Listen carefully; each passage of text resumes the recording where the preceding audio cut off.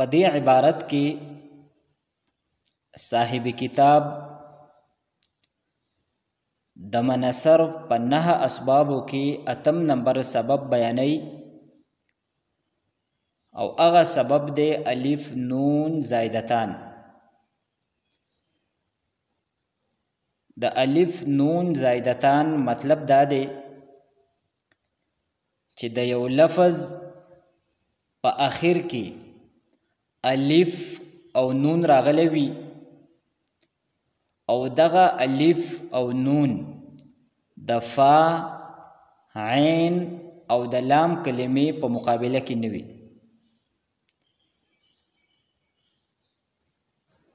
دا الف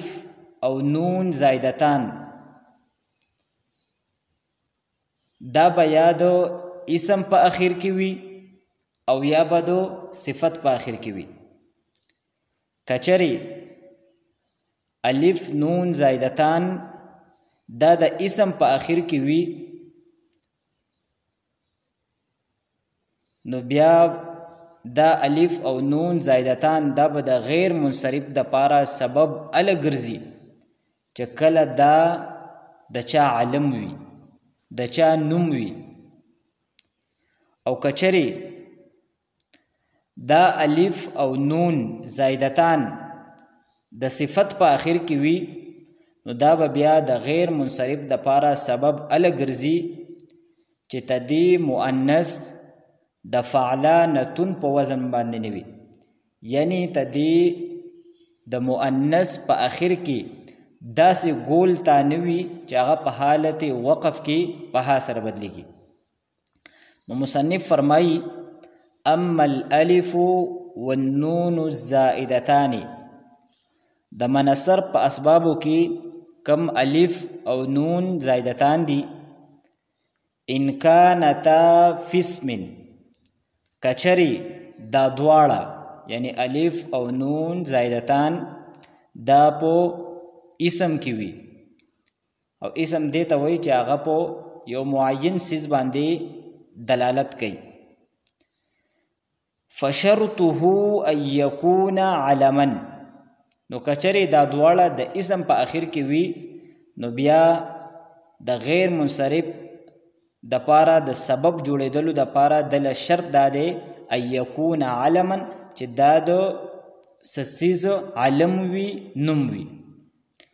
مثلا کعمران و عثمان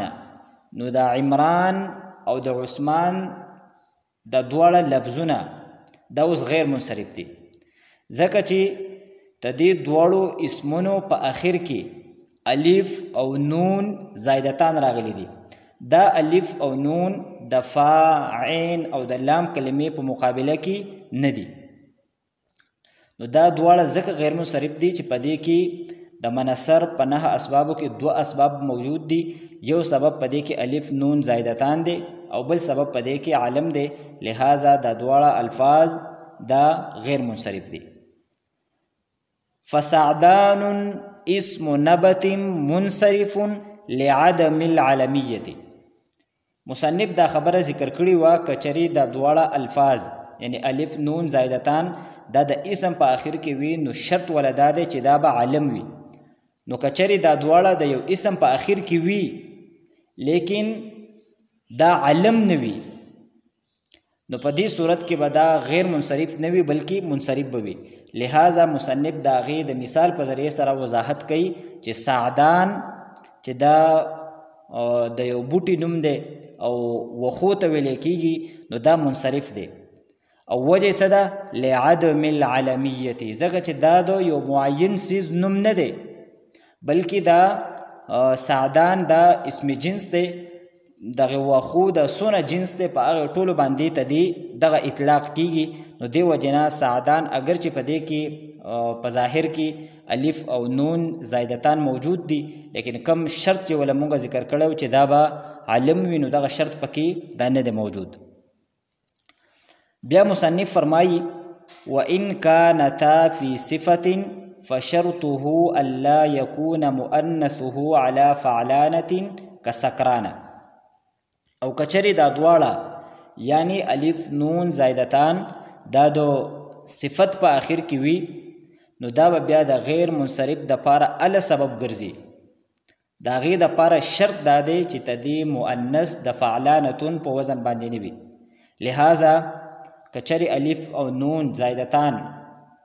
د صفت په آخر کې وي نو دا به اله غیر منصرف وي چې کله ته دغې صفت مؤنث د فعلانتون په وزن باندې نه وي، او که چرې مؤنث د فعلانتون په وزن باندې وو نو بیا به منصرف وي. نو فرمایي وان کانتا فی صفت، که چرې دا دواړه یعنی الف نون زایدتان دا په صفت کې وي فشرطه الا یکون مؤنثه علی فعلانة، نو بیا ولا شرط دا دی چې تدغی صفت مؤنث د فعلانتون په وزن باندې نه وي، یعنی د هغې په اخر کې داسې ګول تا نه وي چې هغه په حالت وقف کې په ها سره بدلیږي. او بیا یې مثال بیانوي که سکرانه، نو د سکران دا لفظ دا غیر منصرف دی ځکه چې سکران په دې کې دوه اسباب موجود دي. یو په دې کې وصف دی ځکه چې سکران کم کس چې په نشه کې وي هغې ته ویلی کېږي، او بل په دې کې الف نون زایدتان هم دی، او کم شرط چې ولا مصنف بیان کړی هغه پکې هم موجود دی ځکه چې تدې مؤنث دا د فعلانتون په وزن باندې نه دی، ځکه چې تدې مؤنث دا سکرا راځي، سکرانتون دا نه راځي. فندمان منصرف لوجود ندمانة، البته کم د ندمان لفظ دی نو د ندمان دا لفظ دا منصرف دی، اگر چې په دې کې دو اسباب موجود دي، یو په دې کې الف نون زایدتان دی او بل په دې کې وصف دی، لیکن کم شرط چې ولا مونږ بیان کړو هغه شرط پکې نه دی. مونږ دا شرط بیان کړو چې د هغې مؤنث د فعلانتون په وزن باندې به نه وي، نو دلته دغه شرط موجود نه دی ځکه چې د ندمان کم مؤنث دی نو هغه ندمانتون راځي، او تدې په آخر کې داسې تا موجوده ده چې هغه په حالت وقف کې په ها سره بدلیږي، لہذا ندمان دا منصرف دی. نو تدې عبارت حاصل دا شو که چرې الف او نون زایدتان دا د اسم په آخر کې وي نو دا به بیا د غیر منصرف دپاره سبب اله ګرځي چې کله دا علم وي، او که چرې د صفت په آخر کې وي نو بیا ولا شرط دا دی چې د دې مؤنث د فعلانتون په وزن باندې نه وي. نو که چرې مؤنث د فعلانتون په وزن باندې نه نو دغه الف نون زایدتان دا به بیا و کم لفظ په آخر کې چې وي نو دغه لفظ دا به غیر منصرف وي. بیا مصنف فرمایي اما وزن الفعل فشرطه ان يختص بالفعل ولا يوجد في الاسم الا منقولا عن الفعل كشمر وضرب، وان لم يختص به فيجب أن يكون في أوله إحدى حروف المزارعة ولا يدخله الهاء كأحمد ويشكر وتغلب ونرجس فيعمل منصرف لقبولها الهاء كقولهم ناقة يعملة. په دې عبارت کې صاحب کتاب د منصرف په 9 اسبابو کې چې کوم اخرنی سبب دی او 9 نمبر سبب مصنف ذکر کوي نو هغه دی وزن فعل، یعنی د یو لفظ د فعل په وزن باندې کېدل. وزن فعل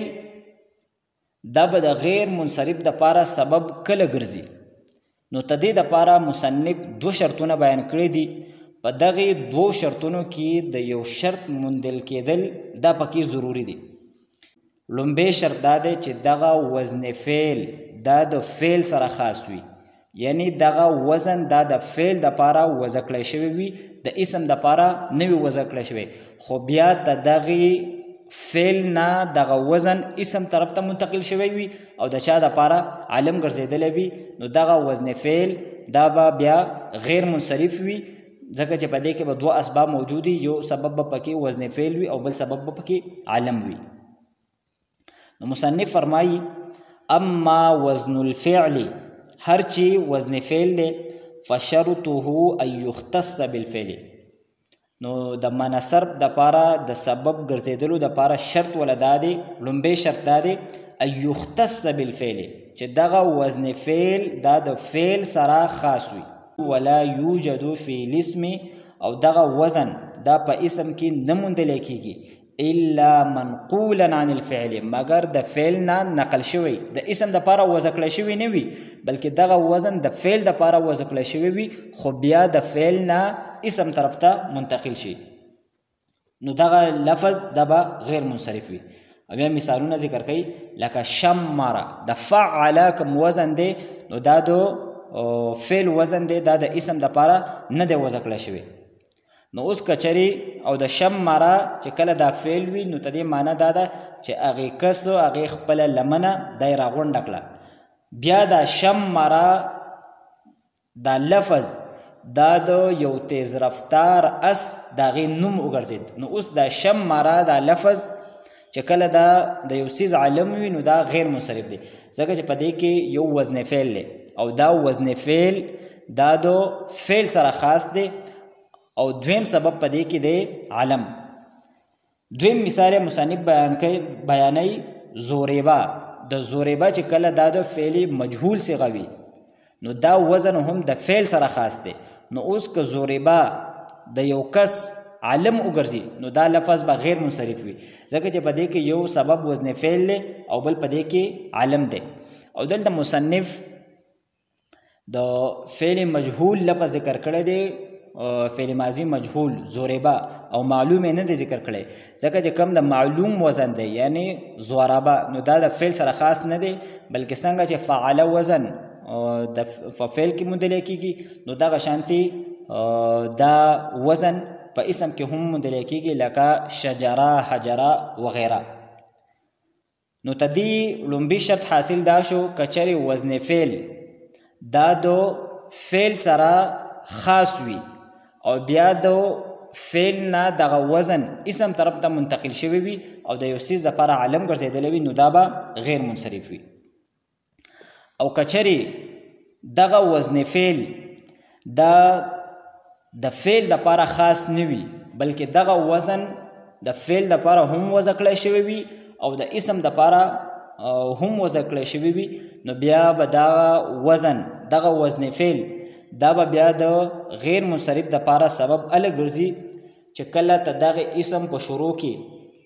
د حروف مضارعت یعنی تدې په شروع کې حمزه تا یا او نون په دې سلورو حرفونو کې یو حرف وي او تدې سره سره تدې په اخر کې یا تدې په مؤنث کې داسې ګول تانوي چې هغه په حالت وقف کې په ها سره بدلېږي تدې خبرې حاصل دا شو کچري وزن فعل دا دو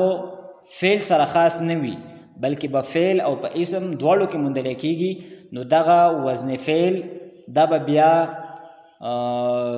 د منصرف د پاره سبب ال ګرځي چې کله تدې په شروع کې د حروف مضارعت یعنی د حمزه تا یا او نون تدې نه یو حرف وي او تدې په اخر کې داسې تا نه وي چې هغه په حالت وقف کې په ها سره بدلېږي نو مصنف فرمایي وان لم يختص به کچری دغه وزن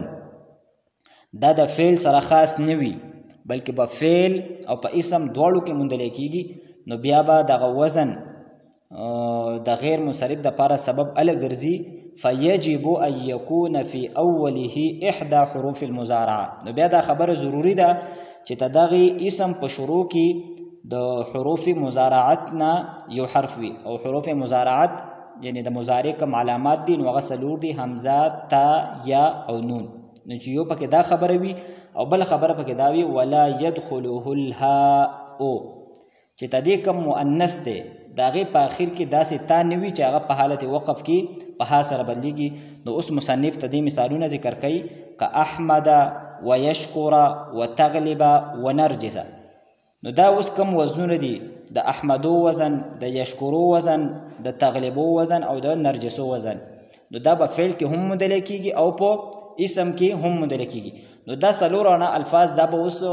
غیر منصرف ال ګرځي چې کله تدې په شروع کې د حروف مضارعت نه یو حرف وي او هغه په دې څلور ونو حرفونو کې موجود وي او تدې سره سره په دې په اخر کې داسې تا نه وي چې هغه په حالت وقف کې په حاصل بدلېږي نو تدې څلور ونو الفاظو په اخر کې داسې تا هم نشته دی چې هغه په حالت وقف کې په حاصل بدلېږي نو کچري دا څلور ونه الفاظ دا د چا علم وګرځي د چا نوم کې ښودلی شي نو دا به غیر منصرف وي ځکه چې په دې کې دو اسباب موجود دي یو په دې کې وزن فعل دی او د دغه وزن فعل کم شرط دی هغه پکې هم موجود دی او دویم سبب په دې کې عالمیت دی نو که احمد ويشکر وتغلب ونرجس د څلور واړه غیر منصرف دي په هغه صورت کې چې کله دا علم وي ځکه چې وزن فعل په دې کې او د دغه کم د مؤثر کېدو شرایط نو هغه پکې هم موجود دي بیا فرمای فيعمل منصرف لقبولها الهاء كقولهم ناقة يعملة اوس مصنف فرمایي چې د يعمل دا لفظ دا منصرف دی ځکه چې مصنف دا خبره وکړه کچري دغه وزن دا د فعل پورې خاص نه وي نو بیا موږ دا خبره کړې وه چې تدې په شروع کې د مضارع د علامتو نه یو علامت وي او تدې سره سره دا داسې او دا ها نه قبله یعنی تدې په آخر کې هغه تا نه وي چې هغه په حالت وقف کې په ها سره بدلېږي نو د یعمل دا کم لفظ دی نو تدې په شروع کې اگر چې د مضارع د علامتو نه یا راغلی ده لیکن تدې کم مؤنث دی د هغې په آخر کې داسې تا راځي چې هغه په حالت وقف کې په ها سره بدلېږي لہذا دا یعمل دا لفظ دا منصرف دی دا غیر منصرف نه دی نو فرمایي فیعمل منصرف د یعمل دا لفظ دا منصرف دی ولې منصرف دی لقبولها الهاء ځکه چې دی ها قبوله کړې ده كقولهم ناقة يعملة ځکه چې عرب وی ناقة يعملة نو تدې کوم مؤنث دی نو د هغې په آخر کې دغه ګول تا راغلي ده چې هغه په حالت وقف کې په ها سره بدلېږي او عرب ناقة يعملة هغې اوښې ته وی چې هغه په وزن اوچتولو کې او دغه شانتې پتلو کې تکړه وي